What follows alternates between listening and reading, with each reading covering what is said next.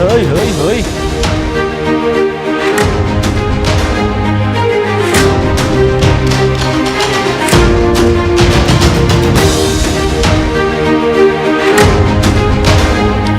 Breaking news చూస్తున్నారు. ఏపీలో మత్స్యకారుల కీలక భేటీకి సంబంధించిన బిగ్ బ్రేకింగ్ న్యూస్ చూస్తున్నారు. ఈ భేటీకి 4 జిల్లాల మత్స్యకారులు హాజరయ్యారు. కరైకల్ బోట్ల మాయంపై మత్స్యకారులు ఆగ్రహాన్ని వ్యక్తం చేస్తున్నారు. 8 నెలల క్రిందట ప్రాణాలు లెక్క చేయకుండా సోనా బోట్లు స్వాధీనం చేసుకోవడం జరిగింది. జువ్వెలదిన్నె హార్బర్లో మెరైన్ పోలీసుల రక్షణలో బోట్లు అనే అంశం. అధికారుల సాయంతో తప్పించుకున్నాయి ఆ సోనా బోట్లు. బోట్ల మాయంపై రాష్ట్ర వ్యాప్తంగా మత్స్యకారులు ఆగ్రహాన్ని వ్యక్తం చేశారు. పాకలలో సమావేశమయ్యారు. తిరుపతి, నెల్లూరు, ప్రకాశం, బాపట్ల జిల్లాల 160 మత్స్యకారుల ఆ భేటీకి సంబంధించి విజువల్స్ మీరు చూడడం జరుగుతోంది. తమిళ జాలర్ల బోట్లను తిప్పి పంపాలంటూ మత్స్యకారులు డిమాండ్ చేస్తున్నారు. సమావేశానికి అనుమతి నిరాకరించారు పోలీసులు. ఈ సమావేశానికి అనుమతి ఎందుకంటూ మత్స్యకారులు ఆగ్రహాన్ని వ్యక్తం చేస్తున్నారు. ఆ విజువల్స్ మీరు చూడడం జరుగుతోంది ఆర్టీవీ స్క్రీన్ మీద. ఒక్కసారిగా ఆ పరిస్థితి, ఆ విజువల్స్ చూస్తే మీకు అర్థమవుతుంది సిచ్యువేషన్ ఎలా ఉంది ఏంటనేది. ఏపీలో మత్స్యకారుల కీలక భేటీ ఏకంగా 4 జిల్లాల మత్స్యకారులు హాజరు కావడం ప్రస్తుతం అక్కడ టెన్షన్కి దారితీస్తోంది. కరైకల్ బోట్ల మాయంపై మత్స్యకారులు ఆగ్రహం వ్యక్తం చేస్తున్నారు. 8 నెలల క్రిందట ప్రాణాలు లెక్క చేయకుండా సోనా బోట్లను వాళ్ళు స్వాధీనం చేసుకోవడం జరిగింది. అయితే జువ్వెలదిన్నె హార్బర్లో మెరైన్ పోలీసుల రక్షణలో బోట్లు ఉన్నాయి. అధికారుల సాయంతో ఆ బోట్లు తప్పించుకున్నాయి, లేకపోతే వెళ్ళాయి.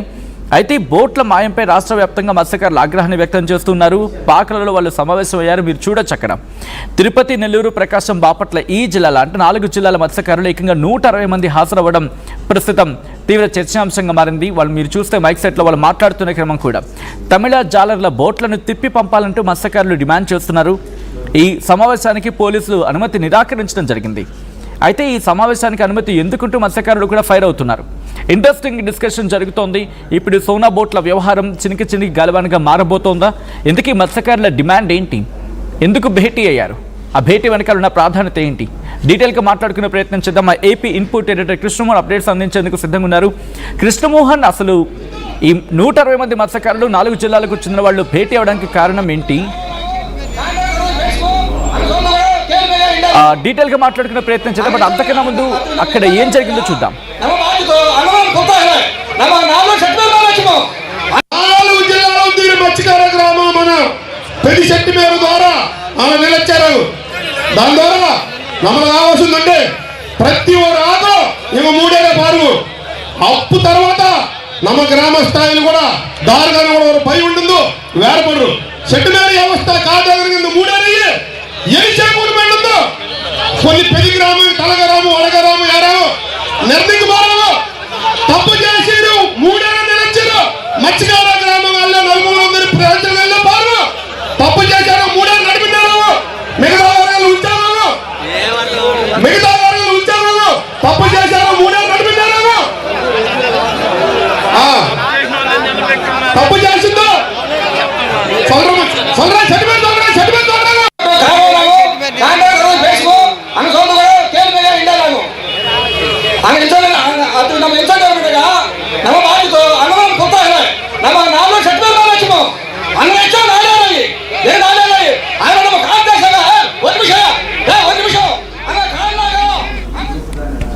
రైట్. అది అక్కడ 160 మంది 4 జిల్లాలకు చెందిన మత్స్యకారులు భేటీ అయ్యి కాస్త ఉద్రేకంగా మాట్లాడుతున్న క్రమం. మరి ఈ నేపథ్యంలో అక్కడ ఏం జరుగుతోంది, సిచ్యువేషన్ ఏంటి, డీటెయిల్గా తెలుసుకుందాం. మా AP input editor Krishnamohan updates అందించేందుకు సిద్ధంగా ఉన్నారు. కృష్ణమోహన్, 160 మంది 4 జిల్లాలకు చెందిన వాళ్ళు అక్కడ భేటీ అవ్వడం, దట్టు సోనా బోట్ల వ్యవహారం ఏం జరుగుతోంది, ఎలా ముందుకు వెళ్దాం అనుకుంటున్నారు జాలర్లు?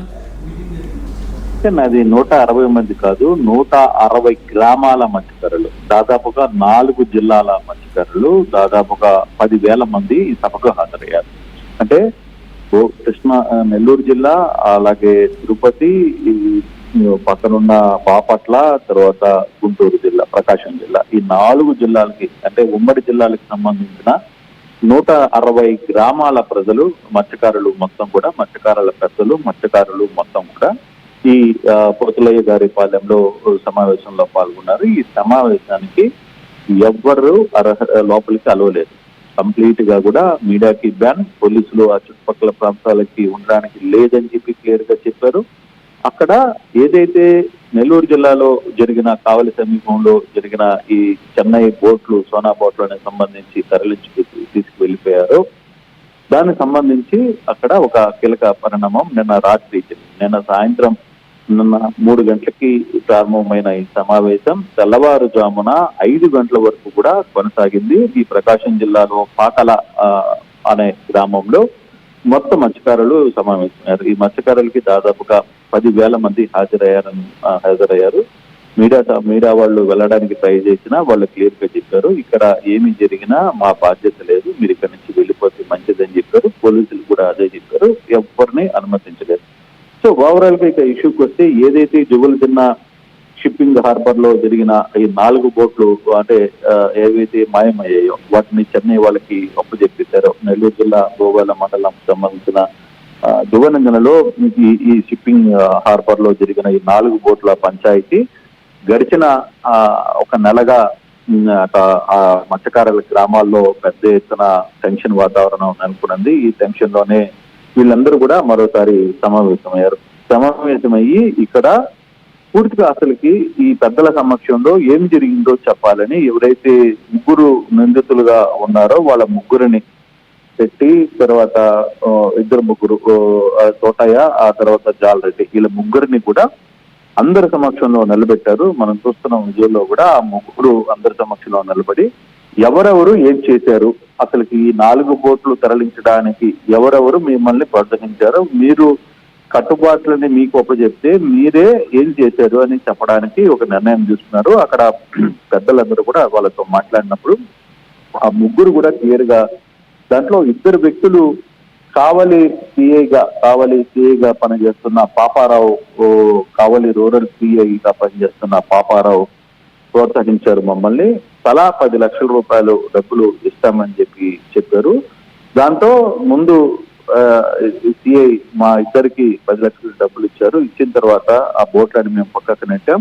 ఆ తర్వాత తోటయ్య వంతు వచ్చింది. తోటయ్య క్లియర్ గా చెప్తూ ఈ ఓవరాల్ ఎపిసోడ్ మొత్తం కూడా ప్రస్తుత రాజ్యసభ సభ్యుడిగా ఉన్న బీదా మస్తాన్ రావు వ్యవహారం చెప్పడం వల్లనే మేము ఈ వ్యవహారాన్ని నడిపామనేది ఒప్పుకున్నారు. సో క్లియర్ గా ఇప్పుడు మొన్నటి దాకా దీని మీద బీదా మస్తాన్ రావు కూడా ఓపెన్ గా చెప్పారు, నాకు సంబంధం లేదు ఈ వ్యవహారంలో, మా గ్రామాల్లో ఎప్పుడు కూడా నేను ఇటువంటి పెత్తనం చేయలేదు, కట్టుబాట్లు గురించి నాకు తెలుసు అని. అయినా నిన్న రాత్రి జరిగిన ఈ 10,000 మంది మత్స్యకారుల 160 గ్రామాల మత్స్యకారుల సభలో క్లియర్ గా వాళ్ళ ముగ్గురు ఒప్పుకున్నట్టుగా క్లియర్ గా కనపడుతోంది. దీని మీద ఫర్దర్ గా ఎటువంటి యాక్షన్ తీసుకుంటారో మత్స్యకారులు అనే దాని మీద కొంత చర్చ అయితే వేడి చర్చ జరుగుతుంది. ఇప్పటి వరకు కూడా తమిళనాడు నుంచి వస్తున్న బోట్లు మన సరిహద్దుల్లోకి వచ్చి మాకు కొట్టేస్తున్నారు, ఎవరు మమ్మల్ని పట్టించుకోవట్లేదు.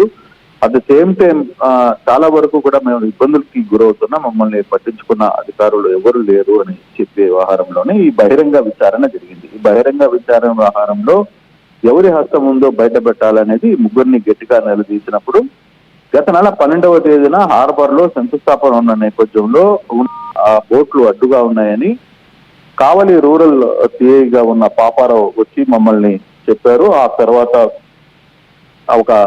మాకు 10 లక్షల రూపాయలు డబ్బులు ఇస్తామని చెప్పారు. 10 లక్షల రూపాయలు కూడా డబ్బులు ఇచ్చారు.